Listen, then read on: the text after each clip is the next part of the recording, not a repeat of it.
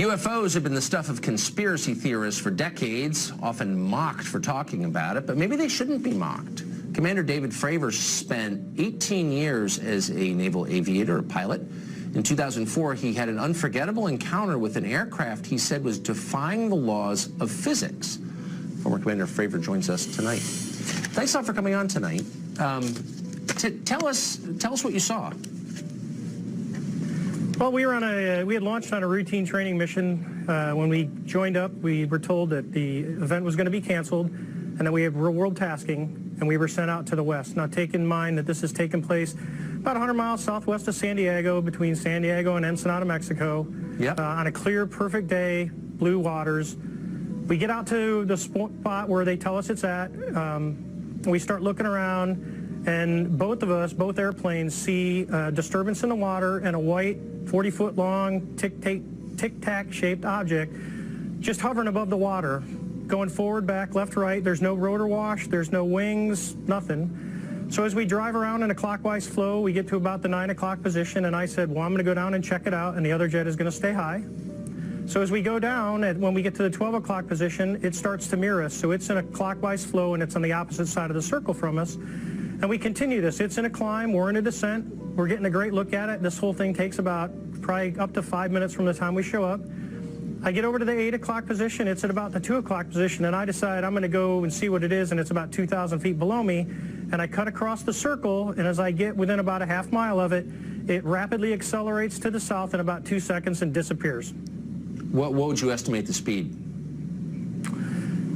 Oh, well above supersonic. It like a bullet out of a gun, it took off. So from what you know about aerodynamics, mechanics, physics, should this be possible, what you saw? Not with the technology that we have today. Not at all. Even now, even 13 years later, is there anything that you know of capable of this kind of behavior? No, there's nothing I know of. I mean, when we saw the video with the IR, it has no exhaust, no discernible things of anything form of propulsion. And this thing came from a dead hover over the water, just kind of moving around, to a climb up to about 12,000 feet to rapidly accelerating away in a climb, and in less than 2 seconds it was gone. And you figure you're talking 50 miles of visibility, and you can easily see an object that size easily out to 10 miles, and it just disappeared in seconds. What would be the effects on a human pilot of the G-forces involved in that altitude change?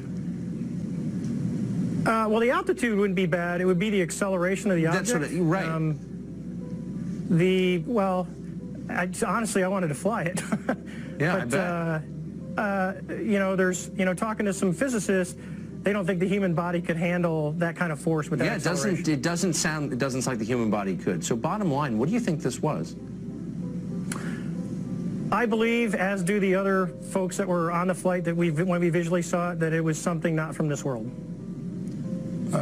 When presumably you expressed that belief to your superiors, what did they say? Well, actually, we caught a lot of grief getting back to the boat, and it got passed off as an event that no one could explain. Now, keep in mind, they had been tracking these for 2 weeks prior to us seeing it, and this was the first time that manned airplanes had been airborne when the objects appeared. This feels like a really big story to me. It's not exactly clear why Vladimir Putin's more interesting than this. I think this seems like a big deal. And Commander, I appreciate your taking the time to talk to us about it. You seem sober and believable, and I appreciate it. All right, thank you very much, Tucker. Thanks. All right, so very, very interesting. And although, like most of the mainstream media, the host of this show seems to kind of brush it off in the beginning, I think throughout the interview, this pilot does a good job of explaining and emphasizing the importance of this mysterious craft that he had encountered, he and others, speaking about how there was a whole fleet out there, which obviously should be one of the main key points of the interview that should be taken away, which is that this is not just a singular object being spotted by these jets out there. We are talking fleets here, and that is truly amazing. So it has been simply an astonishing week full of revelations, and it truly does make you wonder what is on the horizon. Is the government finally coming out and opening up? Is this a soft disclosure? Will there be no need for my channel here pretty soon? Well, I wouldn't bet money on it, but at the very least, we do have upstanding people like this pilot who are coming out, despite the repercussions of it, and telling their stories. And for that, we thank you.